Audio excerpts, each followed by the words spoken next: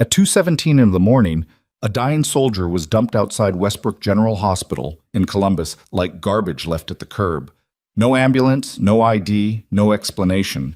Just a man convulsing on cold concrete with foam at the corners of his mouth, and his eyes rolled so far back you could see the whites. Every doctor who looked at him said the same thing. Overdose, classic, textbook. Move him to Bay 4 and call it a night. But the quiet nurse standing in the corner of that emergency room had seen those exact symptoms before. In a war zone, not a hospital. And she knew if they followed protocol, he would be dead in 11 minutes.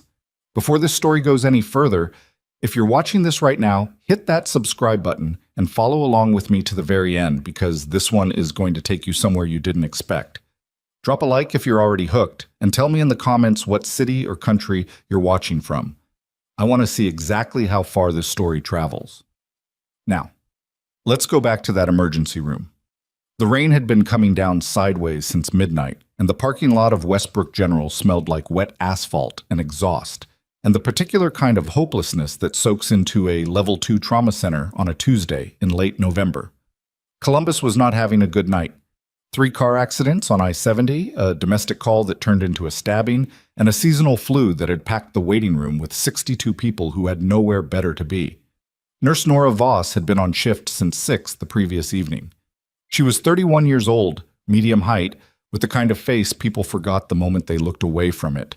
Forgettable on purpose, she had learned to keep it that way. Her scrubs were the pale blue of something washed too many times. Her hair was pulled back in a low knot that had been neat 8 hours ago, and was now held together more by stubbornness than the single elastic band she'd found at the bottom of her locker. She moved through the ER with the quiet efficiency of someone who had learned long ago not to draw attention to herself in a crowded space. She was checking the IV line on a 60-year-old man in Bay 2 when the radio crackled at the nurse's station and the ambulance bay doors burst open with a cold draft that made the overhead lights shudder. 2 paramedics came through fast, pushing a gurney. The man on it was in his mid-30s, military build, wearing civilian clothes that were completely soaked through. He was convulsing. Not the rolling, rhythmic kind that looked like a seizure, but the rigid, full-body kind, every muscle in his body firing at once, arms locked, jaw clamped, heels drumming against the thin mattress. Nora set down the IV cap and turned to look. She felt something go cold in her chest. The paramedic closest to her was already talking fast. Found him outside the main entrance, no vehicle, no ID, approximately 2 minutes of convulsive activity observed, altered LOC, pupils unequal, possible substance ingestion. Dr. Marcus Hale was already at the gurney, snapping on gloves. He was 47, the kind of physician who carried himself like he had been placed in the room by committee, and the committee had made the correct decision. Chief of Emergency Medicine, 9 years at Westbrook General. He looked at the patient for approximately 3 seconds. Overdose presentation, get me a tox panel, cardiac monitor, and Narcan on standby. Nora took 1 step forward. She couldn't help it. The man's eyes were the wrong kind of fixed. His skin had a gray-blue cast that wasn't cyanosis from airway compromise. It started too peripherally, too evenly distributed. The convulsions had a rhythmic interruption to them, a brief cessation every 4 or 5 seconds before the next wave hit, which wasn't how a narcotic overdose presented. Narcotics didn't produce tonic-clonic activity like this, not without a seizure disorder in the background history, and there was nothing in his presentation that suggested that. She knew what she was looking at. She wished she didn't. Dr. Hale? Her voice came out steady. I don't think this is an overdose. Hale didn't look at her. He was reading the paramedic's run sheet. Get me a blood glucose and somebody call respiratory. The pupillary response is asymmetric, but both pupils are contracted, Nora said, moving to the other side of the gurney. He's not presenting with the bradycardia you'd expect from an opioid. His heart rate is actually elevated. Look at the monitor, 112. And the convulsion pattern has an interval. Ms. Voss. Hale looked up then. He had the flat patient expression of a man who had been corrected by nurses before and had developed a specific face for it. I appreciate your input. Please get the Narcan ready. She met his eyes. If you give him Narcan, and this isn't an opioid presentation, we're going to waste the next 4 minutes while he continues to deteriorate. The resident standing behind Hale, a a second-year named Webb, 26 years old and still at the stage of his training where he watched everything, glanced between them. Hale said, "Are you a physician, Ms. Voss?" The room had gotten quieter. 2 other nurses had stopped what they were doing. "No," she said, "I'm not." "Then I suggest you prepare what I asked for and let me practice medicine." Nora went to the medication cabinet. She pulled the Narcan. She set it on the tray. And while she did it, she kept her eyes on the patient and kept running through what she knew, which was more than she had any right to know, and more than she could explain in this room. Without opening a door she had been very careful to keep closed for 4 years. The man's name, she had no way of knowing it yet, was not the point. The point was his left hand. She had noticed it when the paramedics brought him through the doors. The web of skin between his left thumb and forefinger had a faint stippled marking, barely visible, the kind of thing that wouldn't read as significant to anyone who hadn't seen it before. It looked like an old scar from a burn or a repetitive friction injury. It wasn't. She had seen that exact marking on 3 people in her life. All 3 had been special operations personnel who had undergone a specific medical intervention protocol in a place she was not supposed to know existed. She made herself breathe. She administered nothing yet. She stood at the tray and watched the monitor, and watched the patient, and listened to Hale walk through his assessment with the confidence of a man who had been right enough times in his career that being wrong no longer presented itself as a serious possibility. "Push the Narcan," Hale said. Webb reached for the syringe. The patient's convulsions stopped. Not tapered off, stopped. Complete cessation in under 2 seconds, the way a machine stops when you pull its power source. His body went rigid, then slack, and his cardiac monitor began sounding an alarm that everyone in the bay recognized. His heart rate was dropping. 60. 54. 49. "He's Bradying down," Webb said, and his voice had gone up half a pitch. "Hold the Narcan," Hale said quickly. "Get me atropine. It's not going to work." Nora was already moving. She went past Webb and straight to the head of the gurney, and her voice had changed. Not louder, not harder, but stripped of every inflection that marked it as deferential. "That's not cardiac dysrhythmia. That's autonomic suppression from chemical exposure. You give him atropine right now and you're going to crash his blood pressure faster than the bradycardia will." "Get her out of my bay," Hale said. Nobody moved. That was the thing about trauma bays. When the numbers were going the wrong direction and the physician had just been wrong about the diagnosis and everybody in the room could feel it, nobody moved very fast. "What I need," Nora said, her hands already on the patient's wrist, checking his pulse manually, "is 2 milligrams of pralidoxime and a diazepam drip started immediately. And I need someone to find out if there's a Chempac unit in this facility." Silence. Webb said very quietly, "Did she just ask for a Chempac?" A Chempac was a federally pre-positioned nerve agent antidote kit, the kind of thing that existed in hospitals in case of a mass casualty chemical event, the kind of thing that most ER nurses would not know existed, let alone know how to request or deploy. Hale stared at her. The monitor kept alarming. 43. 41. "Nora!" That was Lee, the charge nurse, from across the bay, and her voice was careful. "What are you doing?" "I'm telling you what this man was exposed to and what he needs in the next 3 minutes, or he arrests and we lose him." Nora looked at Hale. Not challenging, not angry, just completely level. "You can pull me out of this room afterward. You can file whatever report you want. But right now, you have a patient in front of you who is going to die if you treat him for the wrong thing." The monitor? 38. Hale's jaw was tight. She could see him running the calculation. The liability of acting on a nurse's word, the liability of watching a patient die while he stood on his authority. 2 different kinds of catastrophic. "What are you basing this on?" he asked. "His pupils, his convulsion pattern, his skin findings, the absence of respiratory depression." She paused. "And the fact that I've seen this before." "You've seen nerve agent exposure before." "Yes." Nobody in the room said anything. The monitor hit 35. Hale said, "Get me pralidoxime." It wasn't agreement. It wasn't acknowledgement that she was right. It was a physician making a conditional bet while the clock ran down, and she would take it. She talked him through the dosing. She positioned herself at the patient's airway and monitored his breathing while the medications were drawn. She kept her voice flat and instructional, nothing in it that could be read as triumph or vindication, because this was not the moment for either of those things. 4 minutes later, the patient's heart rate began to climb back toward 60. 7 minutes later, his convulsions had not returned. 9 minutes later, he was breathing on his own with supplemental oxygen, and his color had shifted from gray-blue to something approaching normal.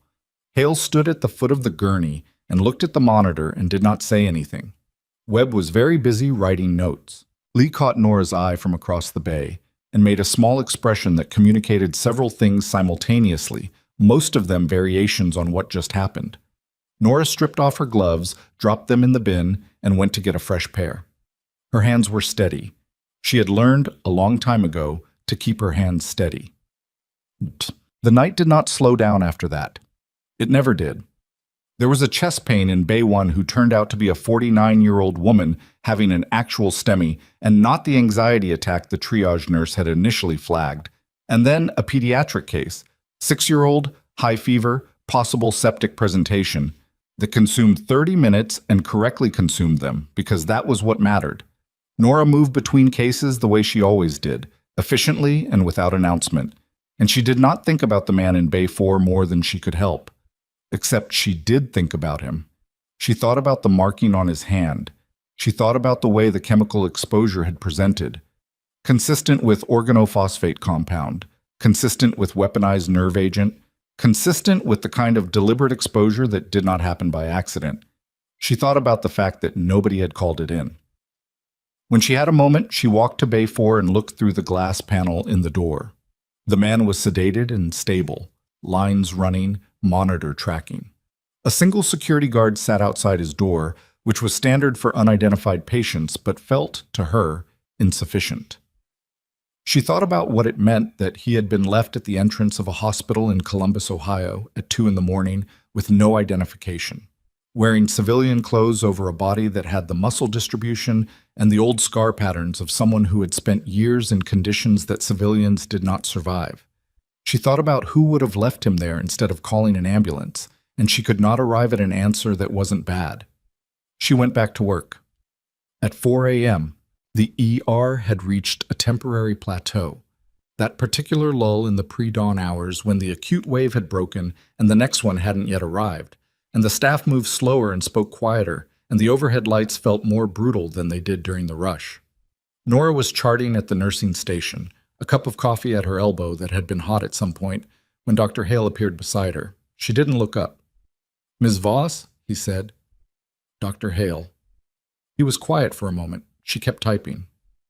"The patient in Bay 4 is stable," he said. "I know.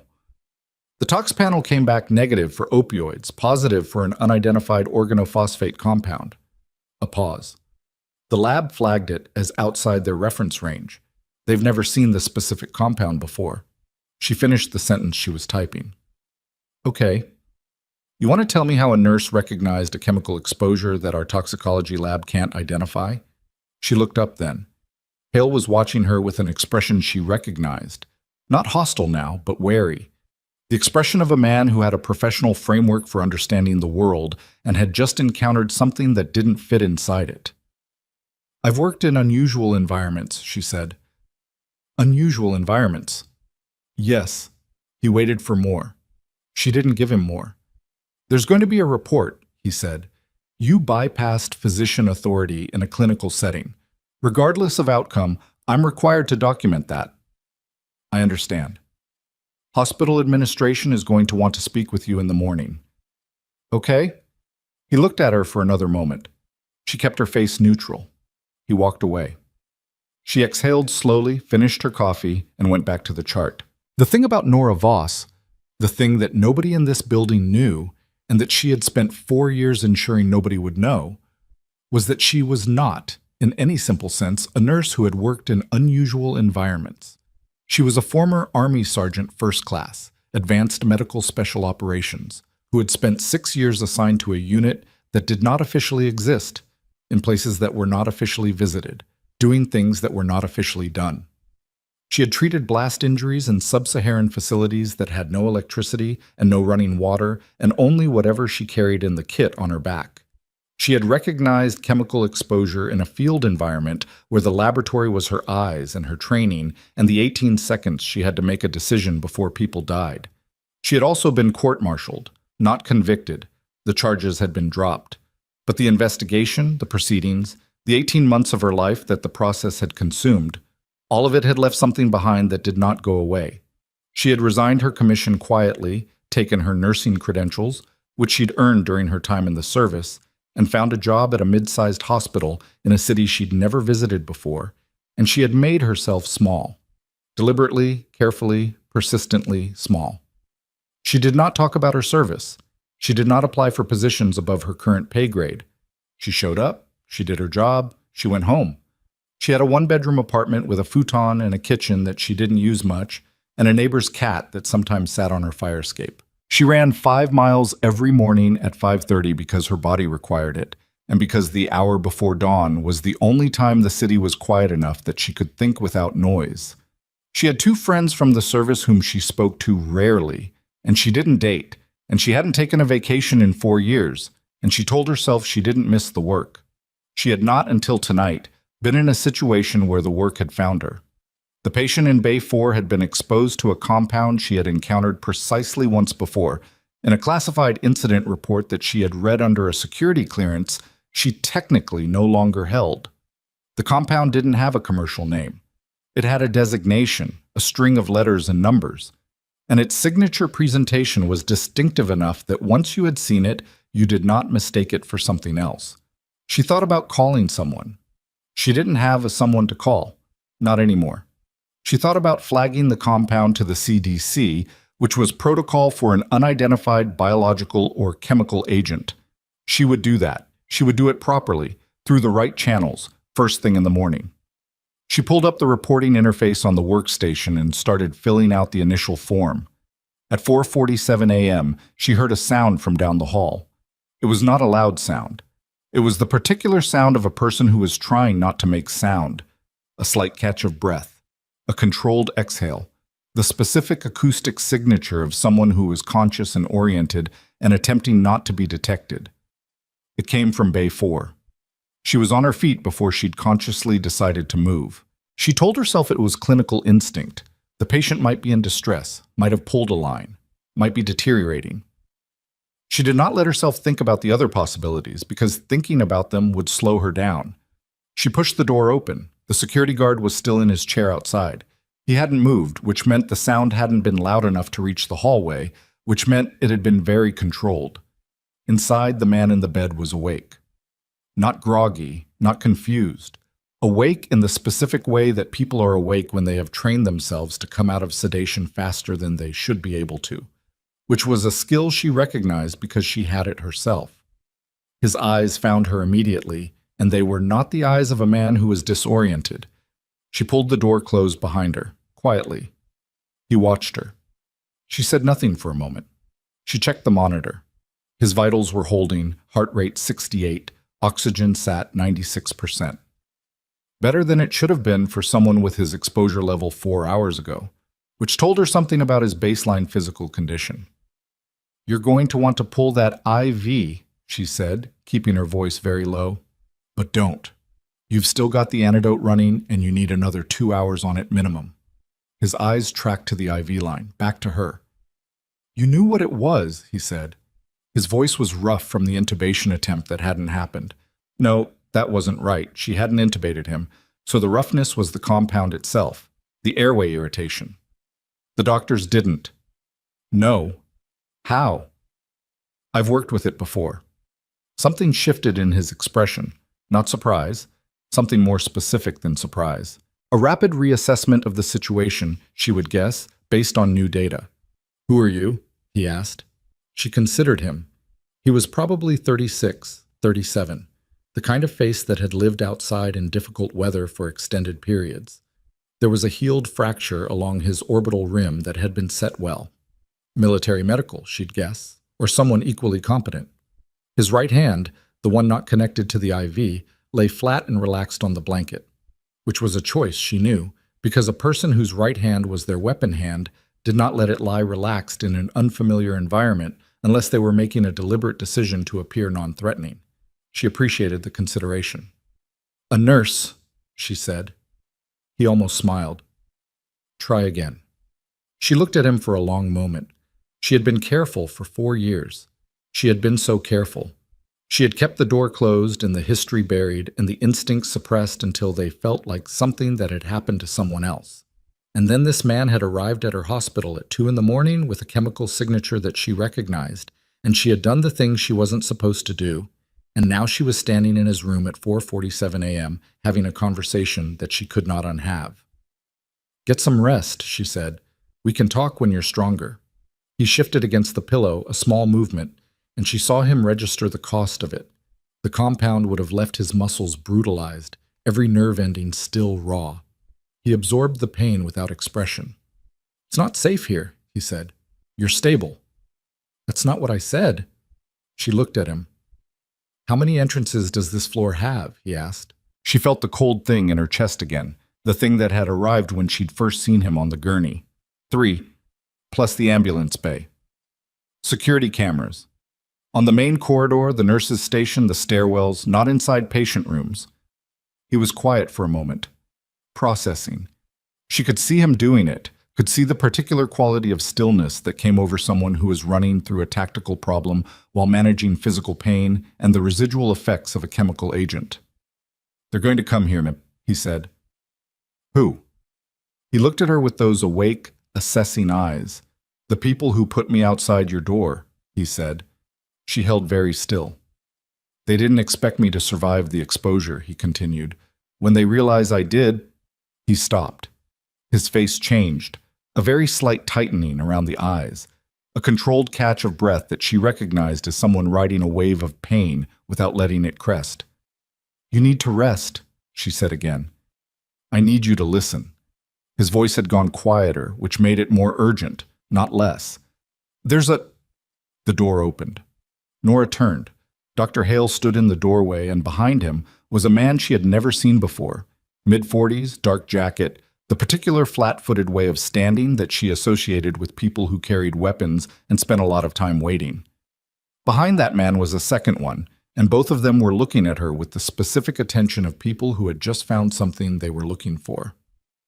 "Ms. Voss," Hale said, and his voice was strange, controlled in a new way, careful. "These gentlemen need to speak with the patient." The man in the dark jacket looked at the bed. Then he looked at her. "Who are you?" he asked. She had heard that question twice in the last 5 minutes. Her answer to Hale, this morning, had been honest. A nurse. Her answer to the man in the bed had been partial. The same. She looked at the 2 men in the doorway and at Hale behind them, and she made a decision that she could already feel was going to cost her something. "I'm the person who kept your patient alive tonight," she said. "Who are you?" The man in the dark jacket studied her face for a long moment. Then he reached into his jacket and produced a credential wallet and held it open. The emblem on the card was not one she had seen in 4 years, but she had seen it before. Her pulse didn't change. She had trained it not to. "We need this room cleared," the man said, "and we need to know exactly what treatments were administered and what the patient said in the last hour." "I can tell you the treatments," Nora said.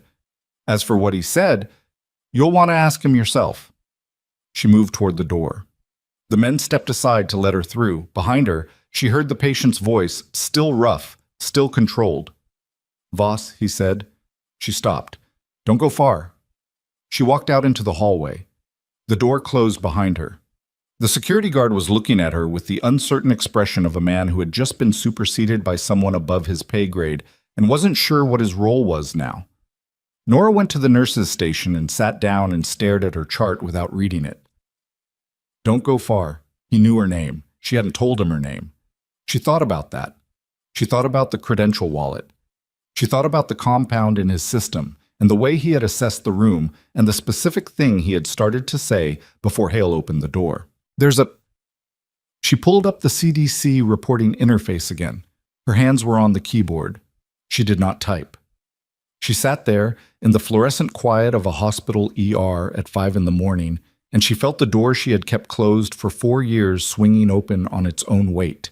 And she understood, with the particular clarity that came from 6 years of training she'd spent 4 years trying to forget, that what had begun tonight in Bay 4 was not over. It had barely started.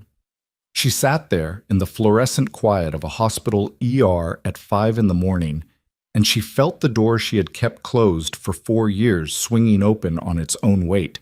And she understood, with the particular clarity that came from 6 years of training she'd spent 4 years trying to forget, that what had begun tonight in Bay 4 was not over. It had barely started. The two men stayed inside Bay 4 for 11 minutes. She counted. Not by watching the clock directly. She had learned not to watch clocks directly when she was waiting, because it made the waiting visible, and visible waiting told people things about you. She counted by the natural rhythm of the work she was pretending to do, charting notes she would have to revise later because her mind was not fully on them. When the door opened, the man in the dark jacket came out first. He stood in the hallway and looked at her with the same flat attention as before, and she met it without expression. "You administered pralidoxime," he said. It wasn't a question. "I recommended it. Dr. Hale administered it. On your direction. I provided information. The physician made the clinical decision." He looked at her for a moment longer than was strictly necessary. "We're going to need your full account of the patient's presentation, everything you observed from the moment he arrived." "I can write that up. We'd prefer verbal, now." She pulled her chair back from the nurse's station and stood up, because she was not going to have this conversation sitting down, and she was not going to have it here, in the middle of the floor where Lee and Webb and the 2 remaining night shift nurses could hear every word. "There's a family consultation room at the end of the hall," she said. "We can use that." He considered this like it was a tactical decision, which it was, and then nodded. His name, she learned in the first 30 seconds of the consultation room conversation, was Farrell. He offered no first name and no agency affiliation beyond a credential that she had already identified from the emblem as federal and not military, which told her several things. His partner, a younger man named Saito, who sat against the far wall with a notepad and didn't speak much, was recording the conversation on a device she could see and possibly on one she couldn't. She told them what she had observed. She was precise and she was complete, and she left out nothing clinical. When she got to the part about the compound's specific presentation, Farrell's expression didn't change, but Saito stopped writing for exactly 2 seconds, which she noted. "You identified this compound based on visual presentation alone," Farrell said. "And presentation pattern. The interval in the convulsive activity, the autonomic profile, the peripheral color distribution. Where did you learn to identify it?" She had been waiting for this question since they sat down. "Training. Military training. I was an Army medic." "For how long?" 6 years. "And your unit?" She looked at him. "I'm sure you already know my service record." Something moved in his face. Not quite a smile, not quite acknowledgement, but a compression at the corner of his mouth that served as both. "We pulled it in the last hour," he said. "I'm asking you anyway. 3rd Special Forces Group, embedded medical support. After that, a unit I'm not going to name in an unsecured room." Farrell studied her. Saito had resumed writing. "The patient," Nora said. "He's going to need another 2 hours on the pralidoxime drip, and I'd recommend a follow-up atropine titration if his secretions increase. The compound's half-life in tissue is longer than standard organophosphate. Whoever synthesized it modified the binding characteristics. He's going to feel like he was hit by a truck for the next 72 hours, but he should be ambulatory by morning if the reversal holds." Farrell said, "You've seen this compound before." "I've seen a classified incident report that described a similar presentation. I don't have the clearance to confirm whether it's the same compound." "Do you know who synthesized it?" She thought about what the patient had started to say. "There's a—" "No," she said, which was the true answer to the question as asked. Farrell put his hands flat on the table, a gesture that was either contemplative or territorial, and looked at her steadily. "Ms. Voss, we're going to need you to stay available for the next several hours. I have a shift ending at 7. After your shift," she thought about her apartment, the futon, the 5 a.m. run she had not taken, and would not take this morning. The quiet she had built very carefully, and that was currently developing cracks in multiple places. "All right," she said. She stood up. Neither of them stopped her, which meant she was not a suspect or a subject, at least not yet, which was something. She went back to the nurse's station, and she picked up her charts, and she did the rest of her shift the way she always did, which was thoroughly and without complaint, and she tried not to think about the man in Bay 4 who had known her name. And then, at 6:15, 45 minutes before her shift ended, the hospital director arrived. His name was Gerald Prentice, and he was the kind of administrator who communicated primarily in institutional risk. He was 61, wore his suit to every hour of the day, including apparently the pre-dawn hours of a Wednesday morning, and he had been called in by someone, Nora would guess Hale, who felt that the presence of federal agents in the emergency department was the kind of thing that required administrative oversight and also possibly administrative protection. She knew he had arrived because Lee came to find her with the particular expression of a person delivering unwelcome news they're glad isn't theirs to carry. "Prentice is in Hale's office," Lee said. "He wants to see you." "Of course he does." Lee put a hand briefly on her arm. "Nora, what's going on?" She considered how to answer that. "I'm not entirely sure yet," she said, which was honest. Hale's office was a corner room off the main ER corridor, small and organized in the way of a person who needed order as a professional performance. Prentice was standing near the window. Hale was sitting behind his desk with the careful posture of a man who had already said several things he was not sure he should have said. "Ms. Voss," Prentice said, "sit down." She sat. "I've been briefed on the events of last night," he said. He had his hands clasped behind his back, a posture she associated with people who were about to deliver a verdict they had decided on before entering the room. "Dr. Hale has expressed concerns about conduct in the emergency department that I consider serious." "I kept a patient alive," she said. "You countermanded a physician's orders in a clinical setting. I provided information that the physician then acted on. The patient is stable." "That is not the point, Ms. Voss." "Then I'm not sure what the point is." Prentice looked at her with the flat patience of a man who dealt in institutional consequences and found individual responses to those consequences more or less irrelevant. "The point is that the chain of clinical authority in this hospital exists for a reason. Nurses do not direct physicians, regardless of outcome." Hale was looking at the surface of his desk. He had, she realized, not said anything since she came in. She wondered if that was calculation or discomfort. She suspected both. "There are federal agents in my emergency department," Prentice continued. "A patient with an unidentified chemical exposure and documentation indicating that a nurse with no disclosed specialized background in toxicology or chemical agent response independently identified a compound that our laboratory cannot classify. You'd like to tell me how to interpret that?" She looked at him. "I'd like to tell you that the patient survived. And I'm very glad he did. I'm also required to conduct a review of the circumstances." He paused. "Pending that review, I'm placing you on administrative leave effective end of your current shift." She had been expecting it.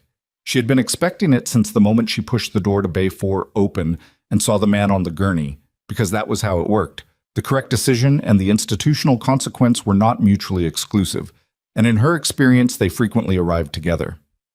"All right," she said. Prentice seemed briefly unsettled by how easily she accepted it. He had the look of a person who had prepared for an argument. "The review should take no more than 5 to 7 business days. You'll be contacted by HR." "Okay." She stood up. She looked at Hale, who finally looked back at her. His expression was complicated. Not quite apologetic, not quite indifferent, somewhere in the uncomfortable middle. She didn't hold it against him. He had done what he could with what he had. Most people did. "For the record," she said to the room in general, "the patient's going to need increased monitoring in the next 4 to 6 hours. The compound's reversal isn't complete, and if his acetylcholinesterase levels drop again—" She stopped, looked at Prentice. "Someone should tell Dr. Webb he was paying attention." She walked out. The locker room at 6:30 in the morning had that specific post-shift quality, the drained, slightly disoriented quiet of people who had been running on adrenaline and caffeine for 12 hours and were now transitioning back to something that passed for civilian life. Two nurses she knew by name were changing shoes and talking about a movie in the hushed tones of people who didn't have the energy for normal volume. Nora sat on the bench in front of her locker and put her street shoes on and tried to think clearly. Administrative leave, 5 to 7 business days.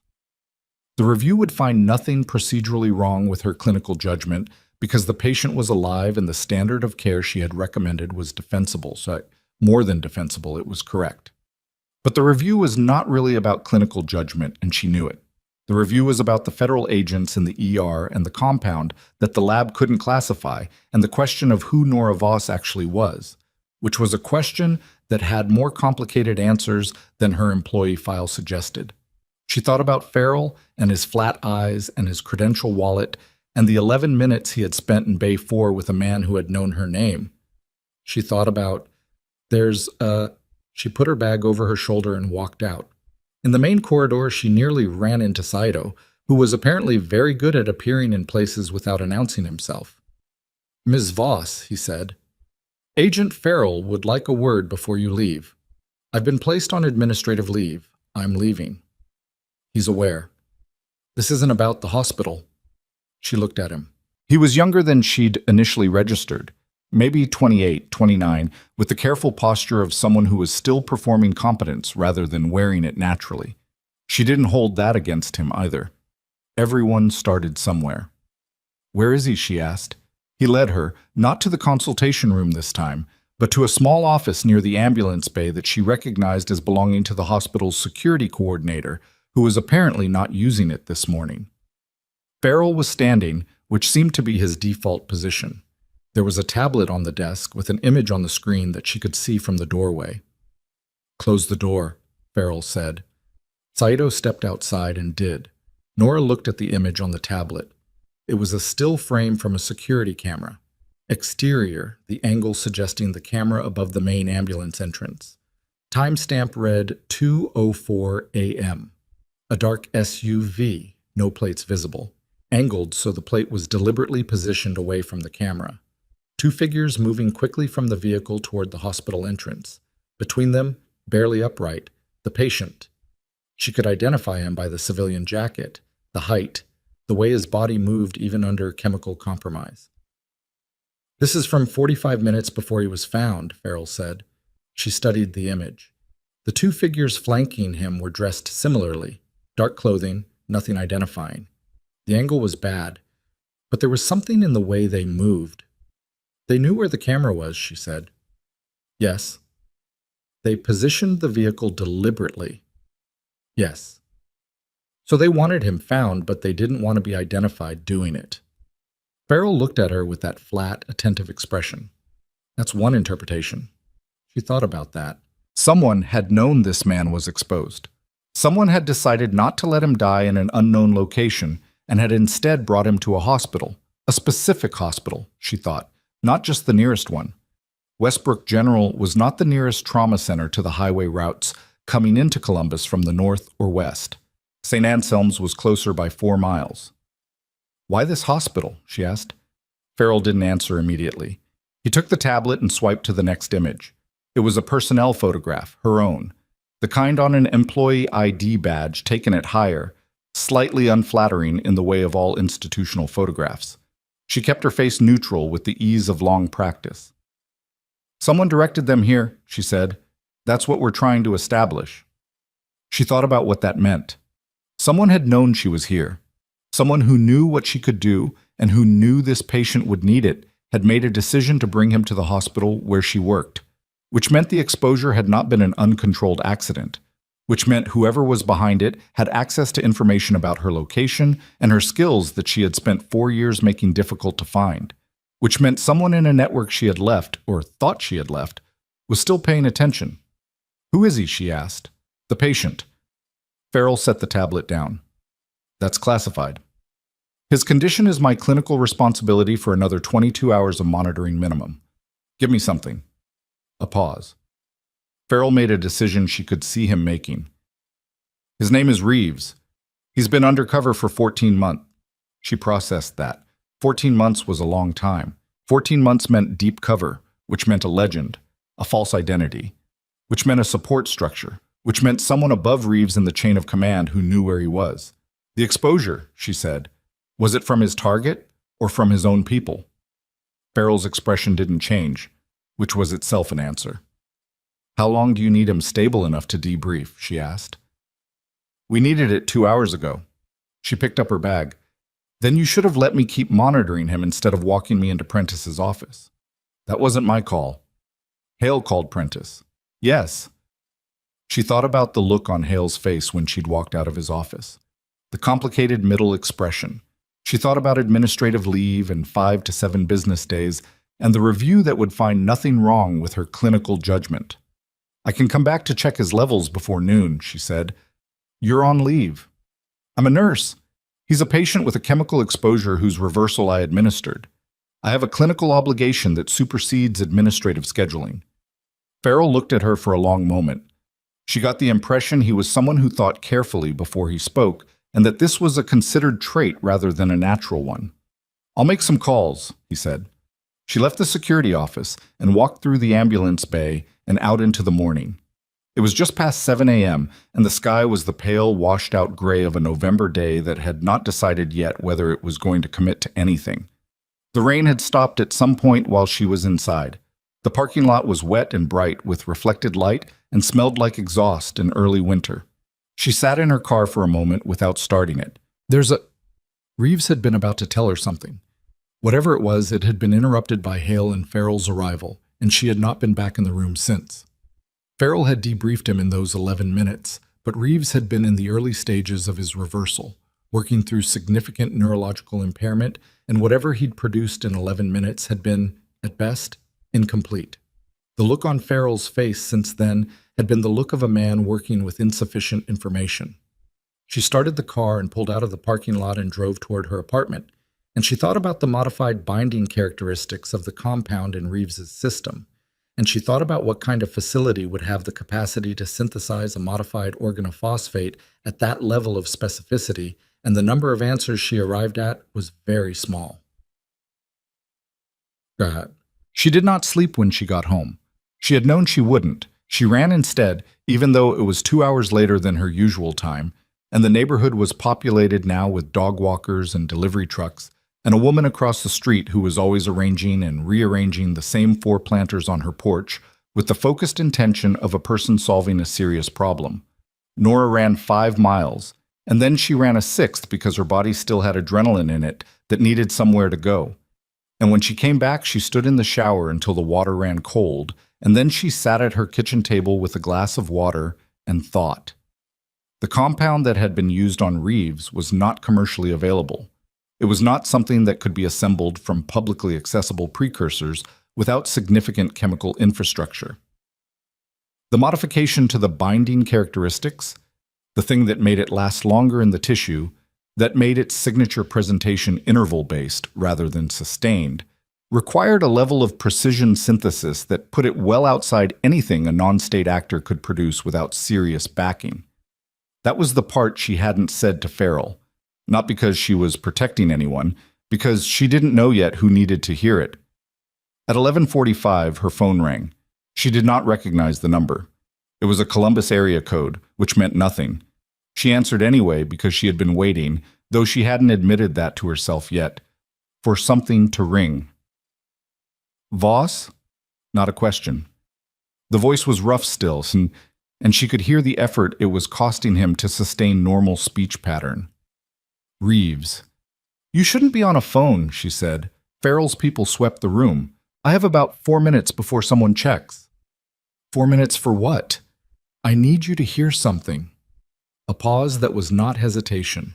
She could tell the difference. It was him managing pain, reorganizing his breathing. What I was starting to say, before. She said, a beat. You remembered. I remember things. There's a secondary device, not the compound. The compound was a proof of concept, a test to see if the synthesis held under field conditions. Another pause. The primary payload is already in position. She stood up from the kitchen table. She didn't remember deciding to stand. In position where? Columbus, the transit system. His voice was getting rougher. Underground. They call it the Caldwell Line, the new extension. Opens to the public Friday. She did the math. Friday was 53 hours away. How many people use that line daily, she asked, already knowing it was the wrong question but needing to calculate anyway. Projected ridership first week is 60,000 a day, but that's not the... He stopped. She could hear him doing the breathing thing again. The ventilation system. They modified the HVAC design during construction. There are 4 primary intake nodes. If you introduce the payload at the right node, the dispersal pattern covers... He stopped again. I have the schematics. I had them before they burned my cover. Where are the schematics? That's the problem. She waited. They're on a physical drive. I dropped it when they hit me with the compound. I was running. I made it maybe 2 blocks before I couldn't. I put it somewhere. I can't... A pause that was longer than the others, and she heard something in it that was not pain management. It was the specific frustrated fury of a person whose own memory was failing them at the worst possible moment. The compound. It's fragmenting my short-term recall. I know I put it somewhere. I can't get the location back. She thought about what that meant. A physical drive containing transit system schematics dropped somewhere in Columbus during the period between his exposure and his arrival at the hospital, lost in a gap of memory caused by the compound itself. Did you tell Farrell any of this? She asked. I tried. He thinks it's compound confusion. He's treating my recall gaps as unreliable. He's not wrong to... He doesn't know what I know about what I saw.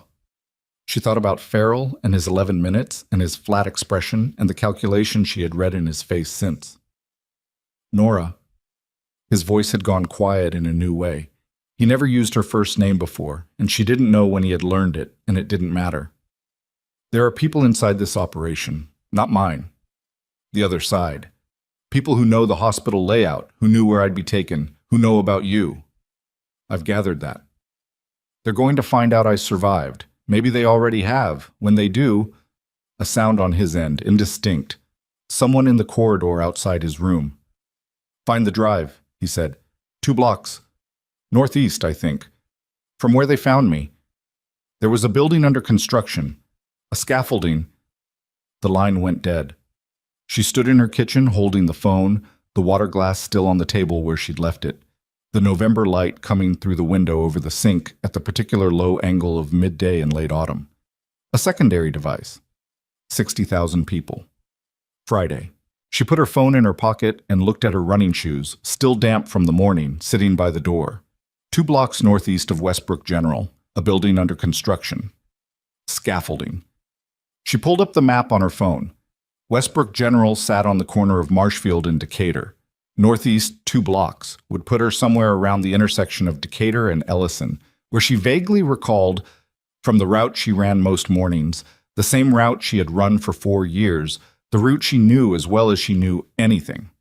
There was a commercial building that had been under renovation for most of the fall. She looked at her shoes again. She picked them up, sat on the floor, put them on. She thought about Farrell, who had told her he would make some calls, and who had not called. She thought about Prentice and administrative leave and 5 to 7 business days. She thought about a transit extension that opened to the public in 53 hours and a payload already in position and a drive full of schematics sitting somewhere in the cold outside. And she thought about what happened to a city if none of that was found in time. She tied the second shoe. She thought about the door she had kept closed for 4 years. How carefully she had kept it. How specifically and deliberately she had constructed the life on the other side of it. The early shifts and the efficiency and the forgettable face and the futon and the cat on the fire escape, that wasn't even hers. She picked up her jacket.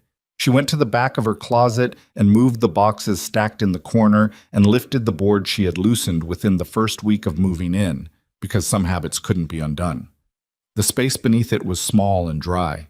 Inside it, wrapped in oilcloth, was a field medical kit and 2 other items that she had told herself she would never need again.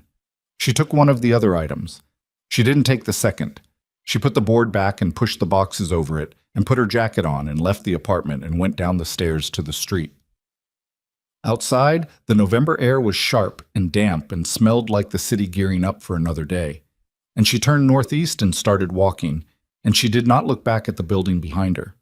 She was halfway down the first block when the black SUV pulled to the curb ahead of her and stopped, and the passenger door opened, and the man who stepped out was not Farrell, and was not Saito, and was not anyone she recognized.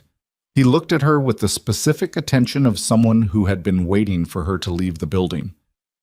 "Ms. Voss," he said, "we need to talk." She stopped walking.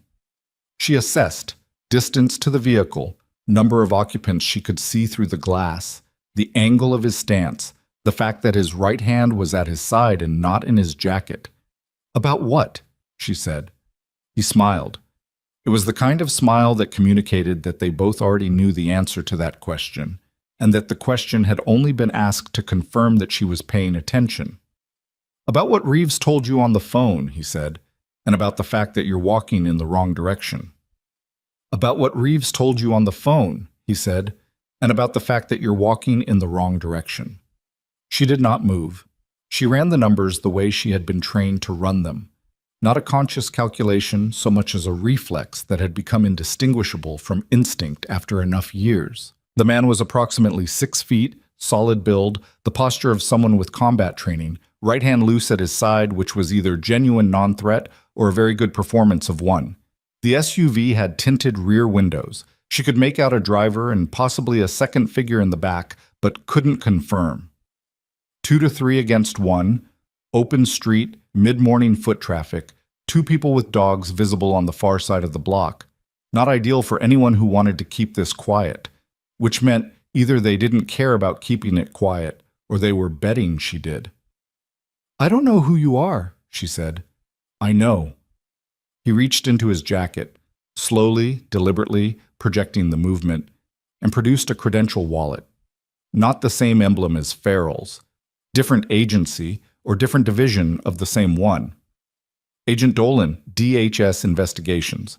We've been running a parallel track on the same operation as Farrell's team, and we have a significant problem with what just happened." She looked at the credential, looked at him. "What kind of parallel track?" "The kind where we've had a source inside the cell for 8 months, and Reeves's cover burning last night may have compromised that source as well." He put the wallet away. "Can we talk in the vehicle?" "No." He didn't push it. That was informative. "Then here." "Here's fine." He glanced at the street around them, the dog walkers, a woman pushing a stroller, a delivery driver wrestling with a hand truck, and made the slight adjustment of someone choosing words for a partially public context. "The drive Reeves told you about. He told you where he thought he dropped it." "He told me a direction and a landmark." "He told us something different. Or rather, he told Farrell something that doesn't match what he told you, because by the time Farrell debriefed him, he was further into the compound's memory fragmentation. Dolan's voice was even, controlled. "Which means you might have the more accurate location." She thought about that. She thought about Reeves's voice on the phone, the roughness in it, the specific lucid through pain quality that she associated with people who had trained themselves to push through neurological compromise. Farrell had gotten to him an hour before that phone call, when the compound's effects on his short-term recall would have been worse. "What did he tell Farrell?" she asked. "Southwest, near the river." Southwest was the wrong direction by 180 degrees. She had heard northeast clearly. She had heard it twice, the second time as a qualifier, I think, but northeast and southwest were not similar enough to be a confused recollection. They were a different answer entirely. "He gave Farrell a false location," she said. Dolan looked at her with the expression of someone who had arrived at the same conclusion and was assessing whether her arriving at it independently was a good sign or a problem. "That's our read?" "Why?" "Because he doesn't fully trust the Farrell team. And because someone on that team, possibly Farrell, possibly someone further up, may be the reason his cover burned." She stood very still. "The person inside this operation," she said, "Reeves mentioned there were people on the other side with access to the hospital's layout, to my location." "Yes." "And you're suggesting that access came from inside Farrell's operation?" "We're not suggesting. We're working to confirm." Dolan's jaw tightened slightly. "Which puts us in the position of running a parallel track that Farrell's team can't know about, on a 49-hour window with a device in position inside the Caldwell line infrastructure. She had 49 hours confirmed now. It had been 53 when Reeves called, and 20 minutes had passed since. "The drive," she said. "The drive has the schematics, but also the cell's communication architecture. If we can get it before they realize Reeves survived and changed his information..." He stopped. "You're the only person who has the accurate location." She looked down the street. The November light was thin and direct, the kind that showed everything without warmth. Northeast, 1 block, and she could already see the corner of Decatur and Ellison, and just beyond it, the scaffolding she remembered from her morning runs. Steel pipe and orange safety netting wrapped around a 6-story building that had been in some stage of renovation since August. "I was already going there," she said. "I know. That's why I stopped you." He paused. If the cell has eyes on Reeves's last known position, that building is watched. She absorbed this. How many? Unknown. At least one. Possibly a 2-person observation post. He reached into his jacket again and produced a small radio unit, compact, single earpiece, the kind she recognized. "I have a 2-person team 2 blocks out.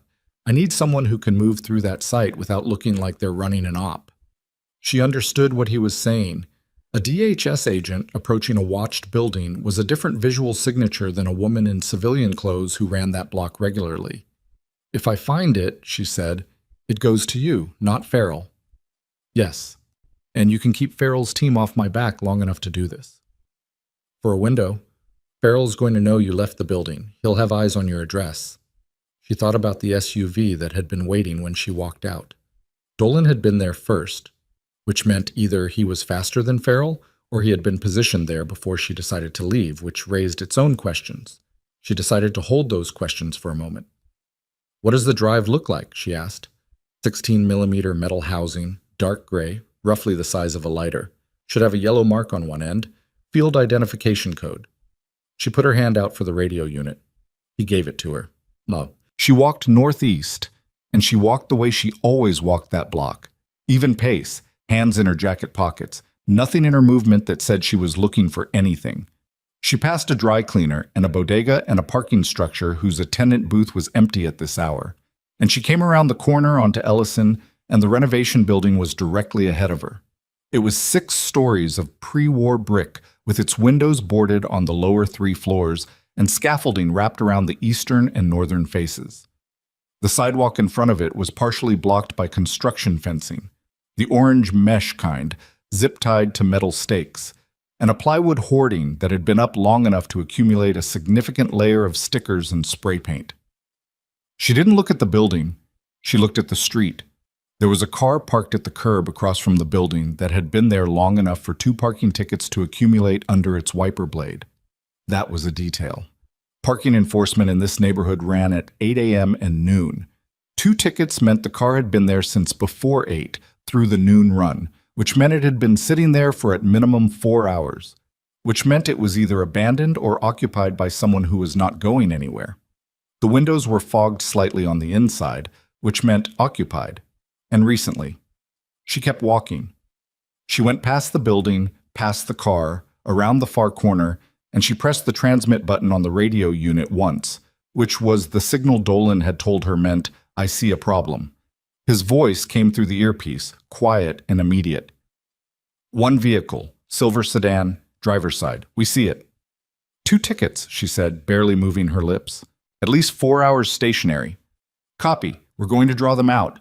Give us 90 seconds, then approach from the construction entrance on the north face." She stood at the corner and counted. She did not count fast. At 80 seconds, she heard it. A car alarm, somewhere on the block behind her, sharp and insistent. Then Dolan's voice again, this time not in her ear but in the street, raised and frustrated in the specific way of a man whose vehicle had just been backed into by someone who wasn't watching. The performance convincing enough that she heard the silver sedan's engine turn over and then the sound of it pulling away from the curb. She went around the corner and through the construction entrance on the north face, a gap in the hoarding held shut by a single chain that was not locked, just looped, which she moved aside and replaced behind her. Inside the hoarding, the construction site was the particular kind of disorder that came from work that had stopped mid-process. A concrete mixer, materials stacked on pallets, toolboxes chained to scaffolding uprights. The ground was mixed mud and gravel and the remnants of old concrete.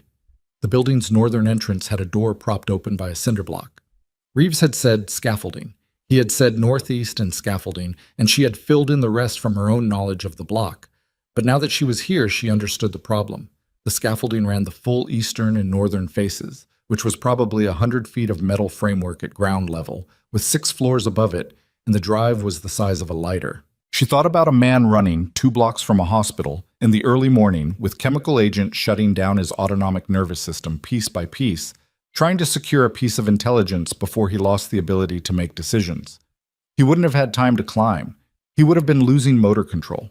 He would have been operating on the same instinct she was operating on right now, which was hide it somewhere accessible, somewhere that makes sense, somewhere you'd remember if your memory was working. She crouched and looked at the base of the scaffolding frame along the northern wall. The uprights were steel pipes set into base plates, bolted to the concrete. At the base of the third upright from the east end, the base plate had a gap where the bolt on one corner had been removed, construction oversight, or rust, or someone had cannibalized the hardware for something else. The gap was approximately 3 centimeters. She reached into it without thinking, because thinking would have taken longer. Her fingers found the metal housing immediately. She exhaled very slowly. She pulled it out. Dark gray, 16 millimeters, a smear of yellow marking tape on one end, slightly damp from the concrete and the November cold. She had it.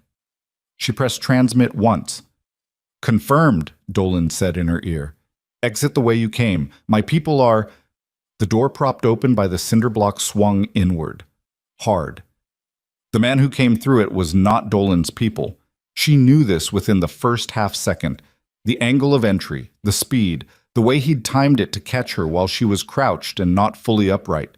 She was already moving when he crossed the threshold, already stepping left to take herself out of the direct line, and the collapsible baton he was swinging caught the scaffolding upright behind her with a sound like a gunshot in the enclosed space. She came up with the scaffolding upright between them, and she put 3 feet of distance and the metal frame between herself and him in the time it took him to recover his swing.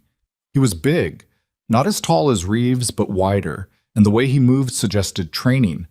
Not military, she thought, but the kind of violence that had been refined through practice rather than formal instruction. He held the baton comfortably, which meant it was a familiar tool. She pressed transmit twice, the emergency signal. 30 seconds, Dolan said. She did not have 30 seconds. She had whatever time she could make. The man feinted left and came right, and she let the feint read half a beat early and stepped into the right movement instead of away from it, which put her inside his swing radius and took the baton out of the equation. She drove her elbow into his sternum. Not a clean hit. She misjudged the angle by 2 inches and caught mostly ribs. And the air went out of him in a controlled grunt that told her his pain tolerance was high. He grabbed her jacket with his left hand, and she let the jacket go, which she had specifically not zipped for this reason, a reason she'd identified walking in, and she came out of it and put the scaffolding frame between them again, and this time she went over it rather than around it, climbing 2 rungs, and dropped on the other side near the door. She did not try to fight him through the door. She went through it. Outside she ran. She came through the construction entrance and turned south, and she had gone half a block when Dolan's SUV came around the corner at speed and the side door was already open. She got in. The door closed. The vehicle was moving before she had her seatbelt on, which she did not put on. Dolan was in the front passenger seat. He turned to look at her. She held up the drive. He exhaled through his nose. It was the most expressive thing she had seen him do. The vehicle that was watching the building had a second person inside that I didn't account for, she said. Her ribs hurt where she'd misjudged the contact. Nothing broken, she was fairly certain, but she'd be stiff tomorrow. They had the location after all. They had a location, could have been a wide perimeter. He took the drive carefully and put it into a sealed evidence bag without touching the housing. Or they've been watching that block since he dropped it and waiting to see who came for it. In which case they saw me. Yes. She sat with that for a moment. Outside the window, Columbus moved past in its normal Wednesday morning way. Traffic and pedestrians and a school crossing guard at the intersection of Baxter and Main, who was holding up a stop sign with the dedicated authority of someone performing civic responsibility, unaware that anything was different about this particular morning. "I need to get back to the hospital," she said. "That's the last place you should go right now." Reeves is still on the pralidoxime drip. If his acetylcholinesterase levels drop again and Webb doesn't catch it, Farrell has a medical officer. Does Farrell's medical officer know what compound they're reversing? Dolan was quiet. She looked at him. Does Farrell's medical officer know about the modified binding characteristics? That the reversal window is longer than standard organophosphate protocol? That if they pull the drip too early, he's going to represent and it's going to look like system failure instead of re-exposure? Dolan said nothing, and his saying nothing was a complete answer. "Then I need to get back to the hospital," she said again. Giesy. The driver dropped her 2 blocks from Westbrook General on the Marshfield side, which put her out of range of the cameras covering the main entrance.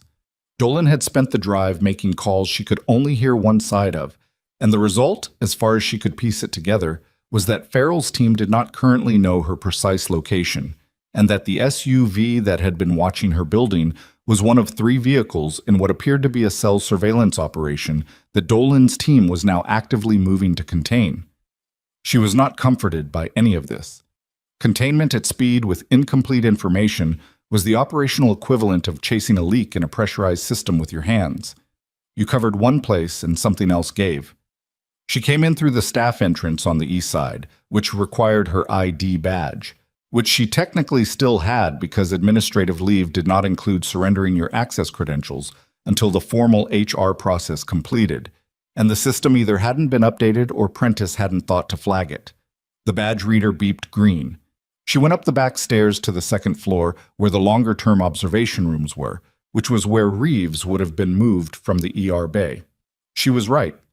Bay 4 was empty when she passed it, and a check of the patient board, she could see it from the stairwell landing through the glass, showed the room number. The hallway outside room 214 had a different configuration than she'd had this morning. 2 men she didn't recognize were positioned at either end of the corridor, and neither of them was hospital security. They were watching the doors with the specific quality of attention that meant they were watching the approach to the doors rather than the doors themselves. Farrell's people, not Dolan's. She thought about this for exactly the time it took to walk to the nurse's station on the second floor, where a day shift nurse named Paula, who had worked this floor for 11 years and had the particular exhausted efficiency of someone who had seen everything twice, was updating charts. "Paula," she said. Paula looked up and did a small double take. "Nora, you're not on today." "I know. I need to check on a patient from my last shift, room 214, the chemical exposure from last night. I administered his reversal protocol. I need to see his latest acetylcholinesterase level." Paula looked at her, then at the corridor, then back at her. "The men in the hall. They don't have clinical authority over his care. Neither do you right now." "No," Nora said. "But I know something about his condition that isn't in his chart, and if his levels are dropping, he needs an intervention in the next hour, not the next morning when the attending rounds." Paula looked at her for a long moment with the expression of a person running a calculation that involved institutional risk on one side and clinical reality on the other, which was a calculation that nurses ran more often than anyone who managed hospitals ever seemed to understand. "His last labs were at 9 a.m., Paula said, turning to her screen. "Acetylcholinesterase is at 62% of baseline. Below 70. The reversal had not held as well as she'd hoped. When did they pull the pralidoxime drip? Paula checked. 8:15. An hour too early. She had said 2 hours minimum from the point of stabilization, and whoever had made the call to pull it, probably Farrell's medical officer, probably following standard protocol for a compound they didn't fully understand, had pulled it early, and the patient was resuppressing. "He needs the drip restarted at half the initial rate, and he needs it now," she said, "and his attending needs to know." "His attending is Dr. Hale." "Then call Hale." "Nora..." "Paula." She kept her voice even, the same voice she had used in Bay 4 at 4 a.m. when the monitor was at 35 and the room was watching her. "If his levels drop to 40%, He's going to have a parasympathetic crisis that's going to look like cardiac event. He has agents monitoring him who are going to assume it's a threat response. That room is going to become a very dangerous place very quickly for everyone in it. Paula stared at her. Then she picked up the phone. She called Hale. Nora listened to Paula's side of the conversation, which was careful and precise, and gave Hale the clinical information without attributing its source, and she heard Hale's voice on the other end. She couldn't make out words, but she could hear the register shifting from dismissal to attention to the specific focused quality of a physician who had been wrong once in the last 12 hours and did not intend to be wrong twice. He gave the order. Paula made the note. "You need to leave," Paula said, hanging up. "If Prentice finds out you're in the building—" "I know." She turned to go, stopped. "Thank you?" "Don't thank me," Paula said. "Just go." She went back down the stairs. On the first-floor landing, she stopped because there were voices coming from the corridor below. Not the ER Bay corridor, but the administrative corridor that connected to Prentice's office and the HR suite, and one of those voices was Farrell's. She stayed on the landing and listened. "Not a question of authorization," Farrell was saying. She was on the phone with the patient. "Whatever he told her, we need it now." Prentice's voice muffled. "She's on administrative leave. I don't have the authority to compel—" "I'm not asking you to compel anything." A pause. "I'm telling you that there's an active threat situation involving your facility and a former military operative who is currently in your hospital, and that the nurse who identified the chemical agent and has been in contact with that operative needs to be found and brought in." Silence. "We can do this quietly," Farrell said, "or we can do it with federal authority, which means your ER gets locked down and your patients get diverted and your board gets a call this afternoon. Your choice, Mr. Prentice." She heard Prentice's reply, which was the reply of a man choosing the option that created the least documentation. She went down the last flight of stairs and out through the staff exit, and she was on the street again within 45 seconds, walking south on Marshfield, and she pulled out her phone. She called Dolan's number. He picked up on the second ring. "Farrell is moving," she said. "I know. He pulled your cell records. The call from Reeves." A pause. "He also has the drive location from wherever his source inside the cell got it, which means the person who sent that man into the construction site to stop you was probably acting on information from inside Farrell's team." She stopped walking. "He's looking for you," Dolan said, "and some of the people looking for you are not his people." She looked at the street around her. Normal Wednesday morning. A bus pulling to a stop 20 feet ahead. A man in a gray coat reading something on his phone outside a coffee shop. A woman in scrubs, not hers, not Westbrook's colors, coming out of the parking structure. "Where are you?" Dolan asked. She was about to answer when the phone in her hand buzzed with an incoming call.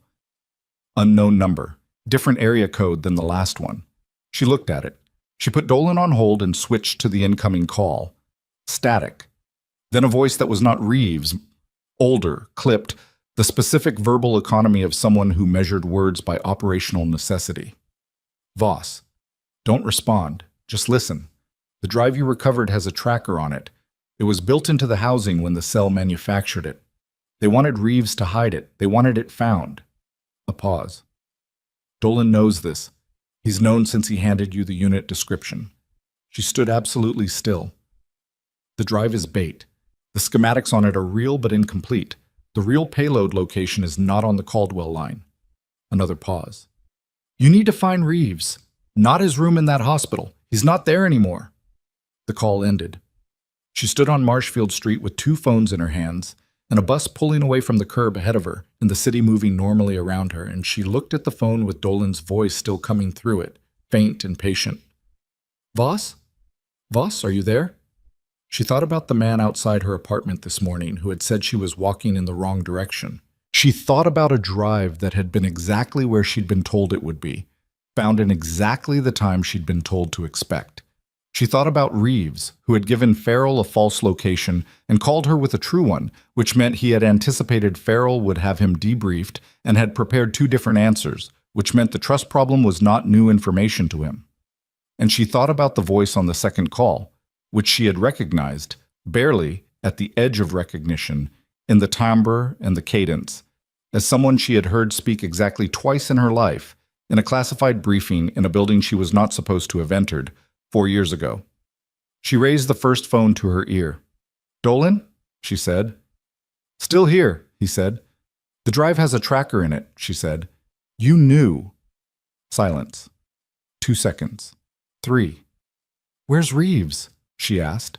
The silence stretched one more second, and in that second she heard something in it that was not quite guilt and not quite calculation, but the specific quality of a person deciding how much truth they had room to offer, and she had her answer before he spoke.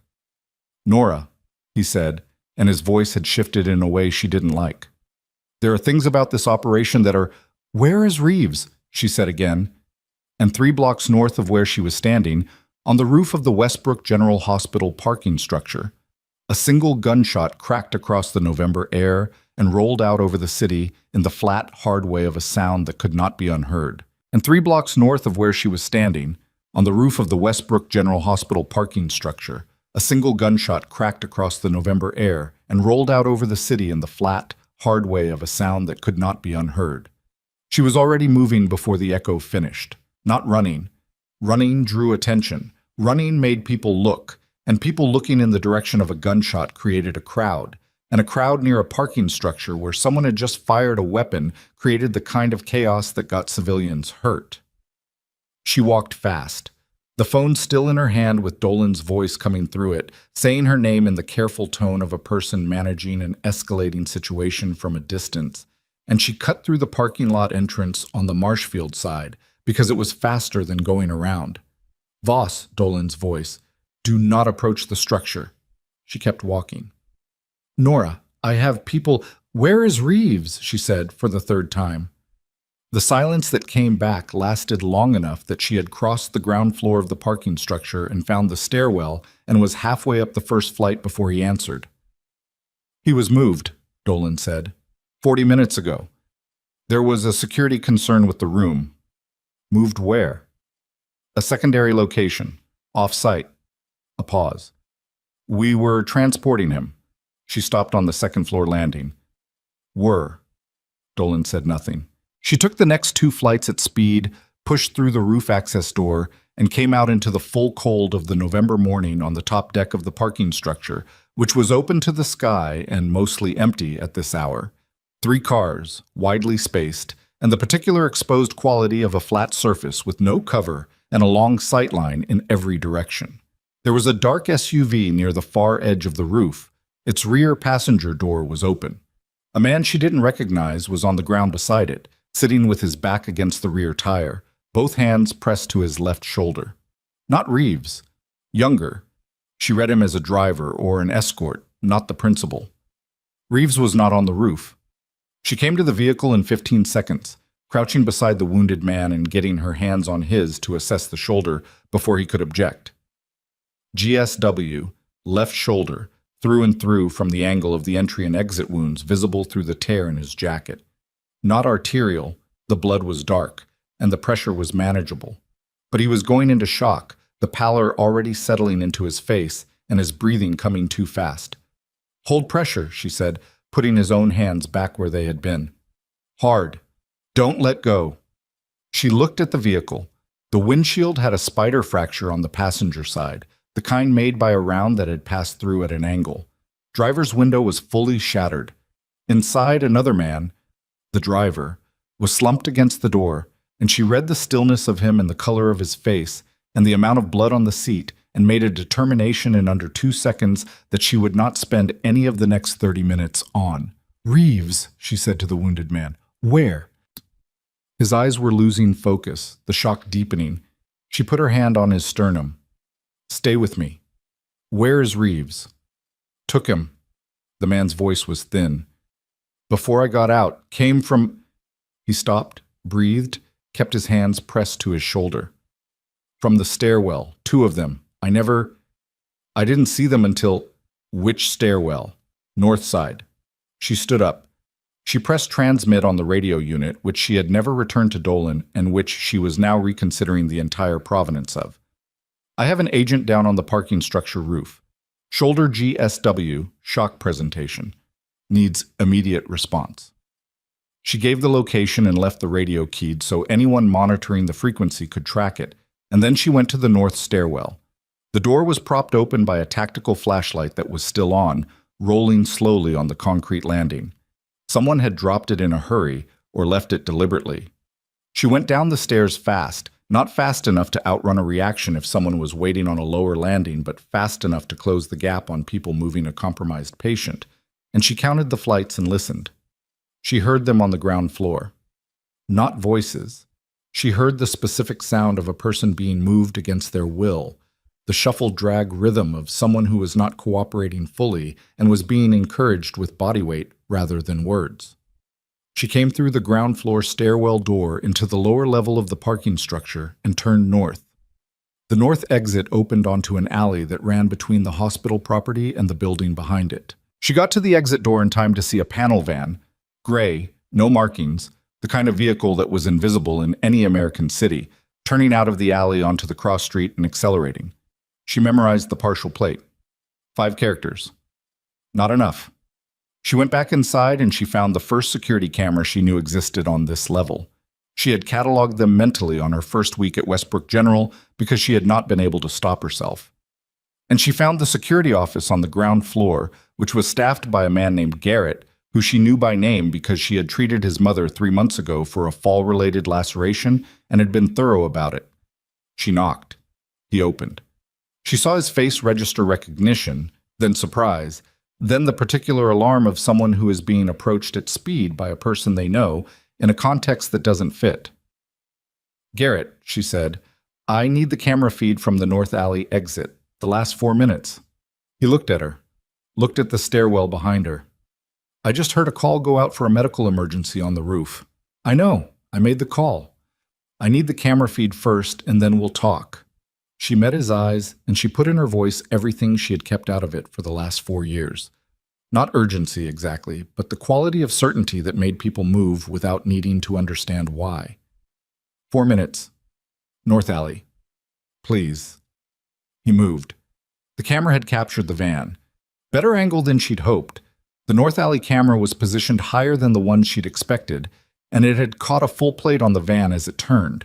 Garrett pulled the freeze frame without being asked, and she read the plate and committed it and said thank you and went back to the stairwell, where she stood for a moment and breathed and thought about what she knew. Reeves had been moved. He had been taken. The people who had taken him had come from inside the parking structure, which meant they had either followed the transport or had known about it in advance. The transport itself had been a Dolan operation. Dolan's people, Dolan's vehicle, which meant the penetration went into Dolan's operation as well. Or Dolan's operation and Farrell's operation shared a compromised node, or Dolan himself was the compromised node. She thought about the voice on the second phone call, the person who had warned her about the drive's tracker, the person who had told her Dolan knew. She pulled out her phone. She didn't call Dolan. She called the number that had called her. The second call, the unknown area code, on the basis that a phone that had called her once in an emergency might still be active, and that the person on the other end had more information than anyone she had spoken to this morning who was willing to share it. It rang 4 times. She was preparing for voicemail when it picked up. Silence for 1 second. Then, "You found the structure." "They took Reeves," she said. "Gray panel van. I have a full plate." A pause. She could hear something in the background. A vehicle interior, engine noise, the specific acoustic of someone who was already mobile. "I know." "Who are you?" Another pause, longer. "Someone who's been trying to keep this operation intact since Reeves's cover burned. Someone who cannot show their hand yet without losing what's left of the source network." "Then tell me what you can tell me from where you are." A breath. "The payload location. It's not the Caldwell line extension. That was the diversion. The schematics on the drive are real, but they're historical. The actual target is the Westbrook ventilation system." She felt the cold thing move in her chest again, and this time it didn't settle. "This hospital," she said, "the HVAC intake on the 3rd floor mechanical room. They've had a man inside the facility on a maintenance contract for 3 weeks. The payload is staged in the mechanical room. It's been there for 6 days."